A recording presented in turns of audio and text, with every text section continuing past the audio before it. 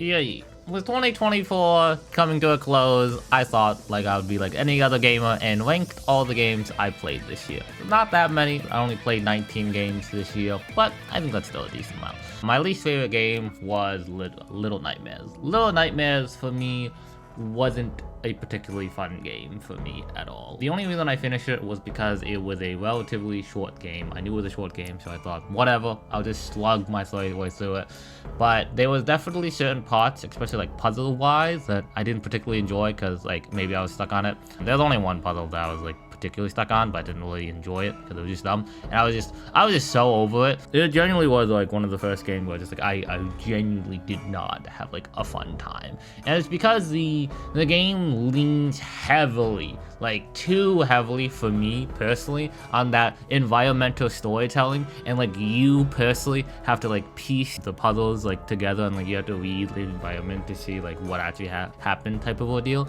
And it's those games that I don't particularly enjoy because I don't want to think during video games. I just want to turn off my brain and just enjoy the story, if there is one, obviously, or like or at least enjoy the gameplay. And neither the story, because there really wasn't any, and the gameplay were that fun for me for Little Nightmares, like at all. And that's why it's in the last place for me. So yeah. Hellsinger. I don't know what I was expecting with Hellsinger, really, because I don't particularly like first-person shooters, I don't particularly like rhythm games, and I don't like heavy metal at all. And would you look at that, Hellsinger has all three of those combined. I thought, hey, maybe this will be different, or hey, even if I don't like these genres specifically, mainly rhythm games, I don't particularly like rhythm games, I was like, hey, maybe this will be different, I'll give it a shot. I gave it a shot. I didn't particularly enjoy playing the game, and again, the only reason I beat this game was because it was a short game. If it was like any longer, if it was like, let's go like 12 or 15 hours, I probably would have dropped it, being like, I don't want to finish more of this game because the MC is not that compelling at all. The MC like isn't that compelling, and the story again is like surfaceable, but there's not that many character interactions at the end of the day, and that is something I like the most. So yeah, that's just how it is with that one. Coffee Talk is pretty much just a visual novel, and while the character designs are kind of like, they're normal. The character designs are normal, but the overall game, or like the story, is pretty basic in my opinion. I think they don't do anything too unique with the character archetypes, or the character interactions at all. Like, and the MC, the bartender, not really having too much of a personality, or just being a faceless entity, does not help. Like, literally all of it's so basic and simple, really. Like, you have a cop who like always like taking his breaks. You have the whole like elf liking an inferior race type of ordeal, and you have like the like a game developers type of ordeal. Like, none of it. Like, all the storylines are pretty fucking basic, and the characters are not compelling enough for me to place it any higher than this. So yeah. Senor Wild Hearts. This game was sort of fun, but looking back on it, it wasn't actually like that fun, or at least that memorable for me. It's a really short game. You can beat it in pretty much under an hour. The only reason I took longer was because I was like doing some trophy hunting. I wasn't gonna platinum the game, fuck that shit. But I was just hunting. I was just trying to go out like some of the trophies.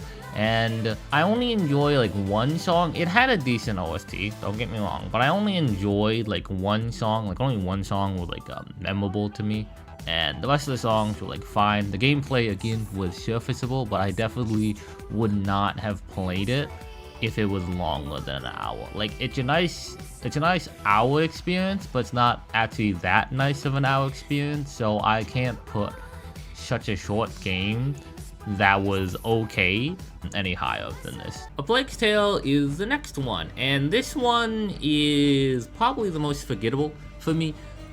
I know I played A Plague's Tale Innocence, but I genuinely forgot I played it this year. I think it was like the second or third game I played, so maybe that's why it was so forgettable, because there was like other games I was playing and it's just like it wasn't that great. Like Amicia and Hugo are fine MCs, but because they're set in a pretty like dark and gloomy setting, it's a setting I personally never like. I always like more like cheerful, I guess, cheerful like fantasy stories than like dark or depressing and gloomy ones, where this one like about the rats and like the plague and stuff like that. It's like it's not particularly a theme that I particularly enjoy. Again, still, it was a perfectly fine game, but surprisingly enough, it is definitely the most forgettable game for me, because I genuinely forgot I played Plague Tale Innocence this year. But yeah, the next one will be pretty controversial for some people.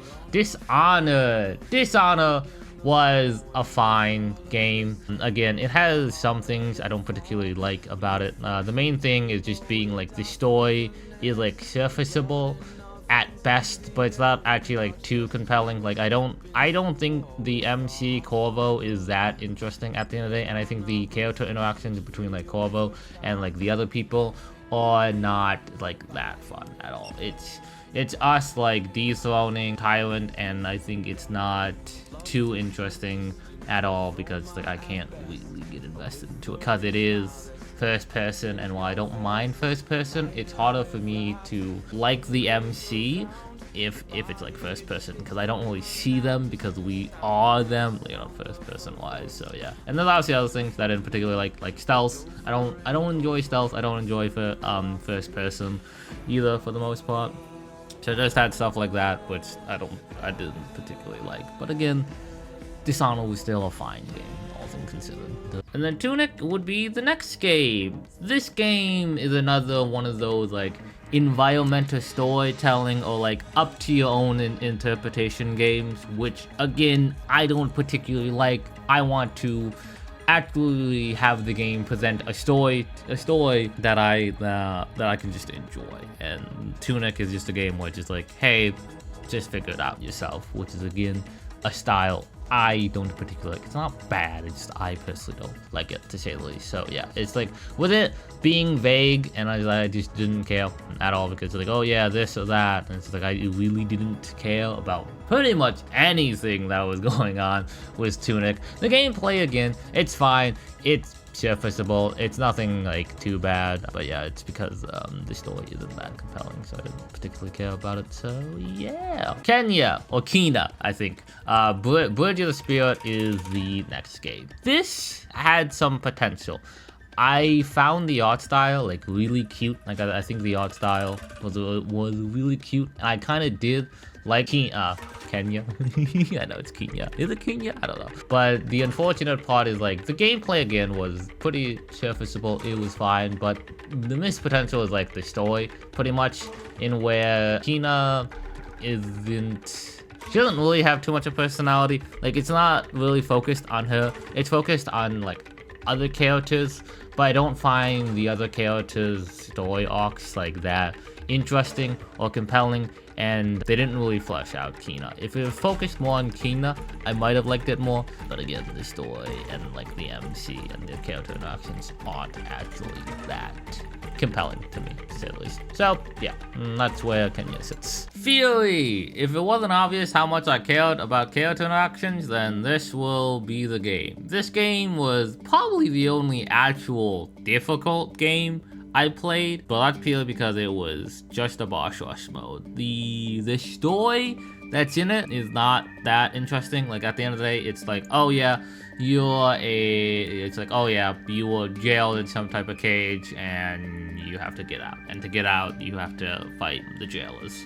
And in doing so, the story and the character and the MC not really having, like, it's another silent MC, but like, you know, this silent MC actually doesn't do anything, which is unfortunate. So yeah, that's kind of just where Fury sits at. But now we get to our top 10. So in 10th place would have been Gravity Rush. Gravity Rush was a interesting game. I think Kate as an MC isn't actually that interesting. Like she kind of is just a person that like wants to do right, or just wants to do the good thing, and it's just unfinished, all things considered. Like the ending is just way too abrupt. Like it just the game just ends. Like, genuinely, the game just ends. And it's just like, I cannot really think about anything else. And the reason that Gravity Rush gets so high above, like, the other one is purely because the gameplay is at least novel. Like, there's some novelty to it. Like, I actually did just enjoy, like, using Kate's gravity power and just, like, collecting the crystals. Like, I enjoyed that. And that was pretty novel, and that's why it's so high up.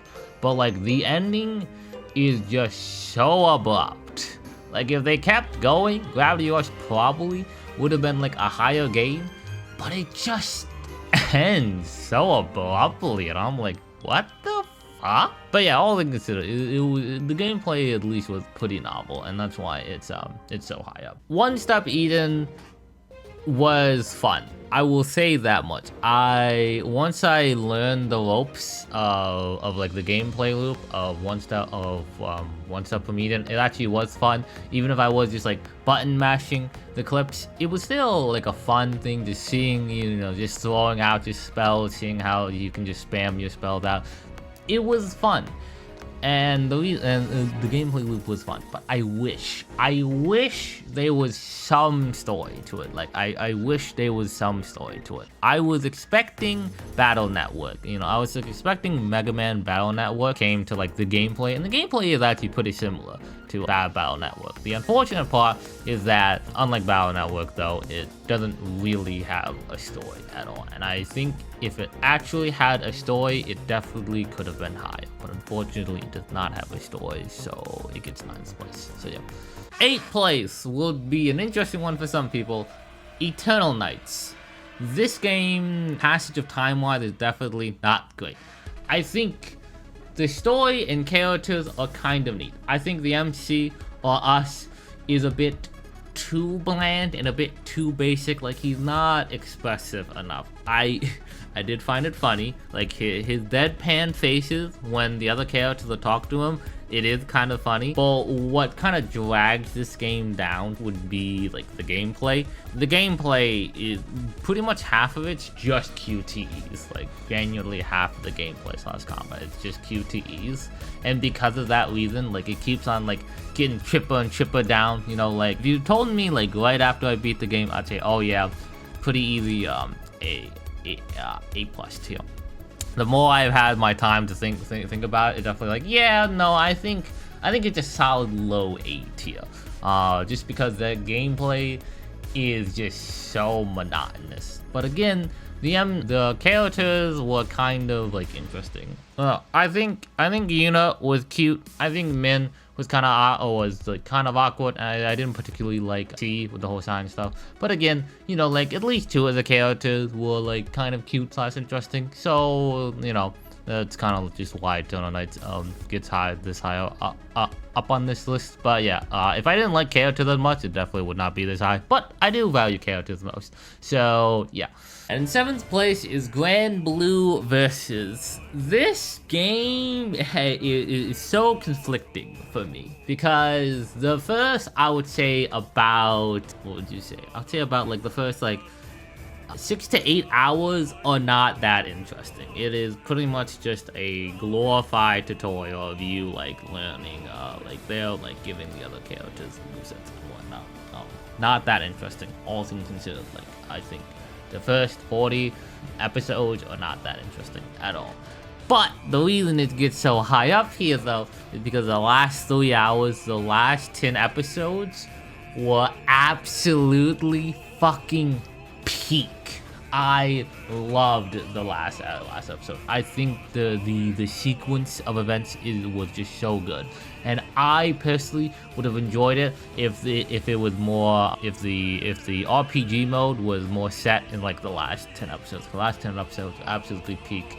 I think this is not a good standalone game. It definitely is not a good standalone game if you care about like the story, which I care about the story, and like the characters, because you need to play the previous game beforehand. The problem though is that previous game is a mobile game, and I refuse to play mobile games. It is unfortunate, but even with it not being too good of a standalone game, I still really did enjoy the story and like the character interactions. I think again, the last 3 hours is absolutely peak.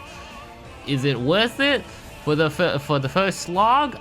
I don't know. That's kind of your own pick. But still, though, it was pretty peak. I enjoyed the last 10 episodes. That was absolutely peak. And in 6th place comes Cult of the Lamb. This is as far as the pure gameplay game is going to get.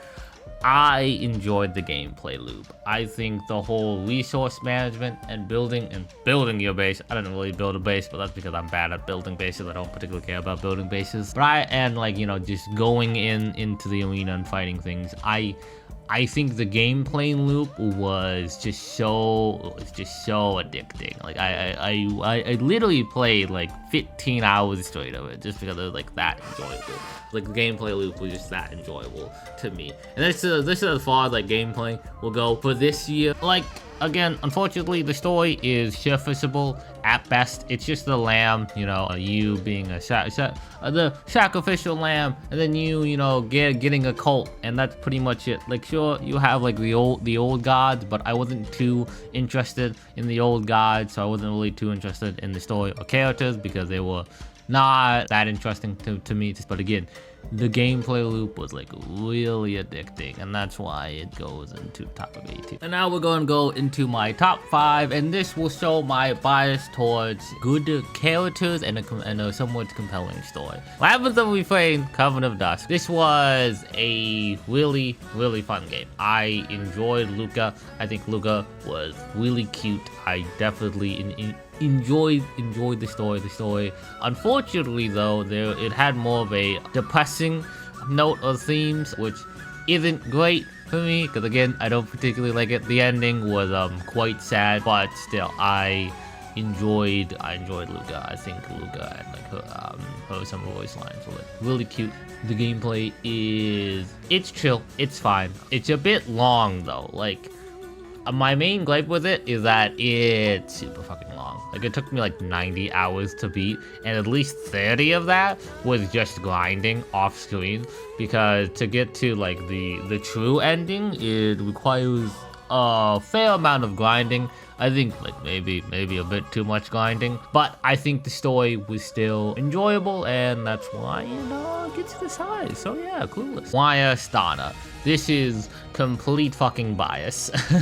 Like, genuinely complete bias. Donna was a bit of a disappointment because I played Monstrum, and I loved YS Monstrum. Like, YS 9 was absolutely peak. Probably one of my favorite games, if not my favorite game. Definitely top 2. So I was expecting like, oh yeah, because it's in the same series, I'll still love it. But it wasn't too interesting. The story wasn't actually that interesting to me at all. I found the story just boring. But the only, and it's like, oh, then why is it so high up? Because it includes adult, and I already love adult, so it really isn't that hard. So I was already like invested. The gameplay, I think, is perfectly suitable. It's fun, it's enjoyable. The OST, like usual, absolute banger, loved it. But the story and the characters are just boring and just not that compelling to me. All things considered, I am glad that YS Donna was not my introductory game to the YS series, because I think that would have left a sour taste in my mouth. But because it wasn't, the YS title, the YS series is still like one of my favorite game series. I am at least glad that Donna was not my first introduction to the YS series. And in the top 3, we have Chained Echoes. Chained Echoes was fun. I enjoyed it. The pixel art is like really nice. The animations, the combat animations are like really good. The characters and the MC are like fantastic. You know, I enjoyed Glenn's story. I enjoyed like their banter / interactions with like Glenn and Lenny, like their stories being intertwined with each other. I found that fan fucking tastic. It was such a good game. Like, I like all the build up, all the lead up, such a fantastic game. And then the ending happened. And that just puts a really like sour taste in my mouth, because I really don't like that ending. If you ignore the ending, the game is very, very good, very fun. I almost loved pretty much everything about it. But that ending, just know. If you know, you know. And my second favorite game of this year would be A Hat in Time. A Hat in Time was just such a fun, enjoyable experience. I think the MC Hat Kid is very, very expressive. She's kind of like sassy, does her own thing, really cute, you know. And then also like the other characters are also like very fun, you know, and like compelling and like interesting. You know, some of the characters are very fun, like the Snatcher. The Snatcher is really fun. Like one of my favorite voice lines from like the Snatcher is like, "Oh, if you complete that, you contractual obligations." You know, I find that very fun. One of my main gripes, though, I definitely say, like nitpicks, would be I wish Mustache Girl was intertwined with the story a bit more, instead of just like doing her own thing, like just pushed aside until the end of the game. But oh well. And then the final world being open world, I wish it was more like story and like character focused like the other worlds were. But that's pretty like my only nitpick with A Hat in Time. A Hat in Time was a very fun, enjoyable experience. And then finally, my game of the year goes none other to YS Nordics. YS Nordics was just peak. It is everything I pretty much just love about video games. What I love the most, which is characters and character interactions. Adol as the MC is such a fantastic MC. I absolutely adore this game. I think Adol is such a fun MC, and I think his interactions with Kaja are just absolutely peak. I loved so many of the interactions. It was so good. The story was so fun. You know, the antagonist was, you know, people I wanted to face and whatnot. The OST, like usual, like the YS titles, absolute banger. The gameplay is very fun. But again, I just loved Adol and like the story that was told, that was woven, the saga that was woven in this game. This game was just so fun. I loved everything about, well, not everything about what I mainly loved Adol, and I think this game did the YS series justice. And while Donna was a bit of a disappointment, all things considered, YS Nordics like exceeded my expectations, and it was just a fantastic game through and through. And YS Nordics is easily my game of the year, with complete fucking bias, obviously. Because if I didn't play YS Monster, who knows? But I did play YS Monster beforehand, and doing so, YS Nordics is easily my game of the year. So yeah, that's my tier list, to say the least. This is too scattered, but you know, what are you gonna do about it? I played 19 games this year, and I think overall, I think that's pretty good for me. I think beating 19 games is actually not that bad at all. I'm pretty sure next year I will hopefully play more games, because this year I definitely procrastinated a lot this year. But hopefully next year I can play a bit more games. But all things considered, this year was at least memorable for me. And again, the game that I will remember the most this year would be YS Nordics, to say the least. But yeah, that's my tier list. You know, yeah, so many people will be mad about the rankings, but it's my own tier list, it's my own opinions. So yeah, that is it for this one though. Yeah, for now.